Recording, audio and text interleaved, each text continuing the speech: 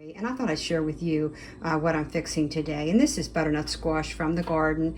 And the hardest part is cutting through and halving it. And then it's easy to cut the seeds out. I save the seeds. It takes a little time consuming to pick out the seeds and rinse them. And then I store them in the freezer till I get enough to put them in the oven and roast those.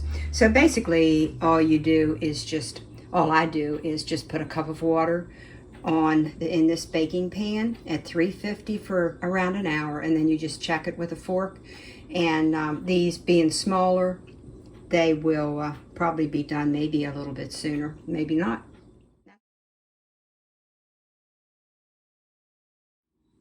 So there, it's separated.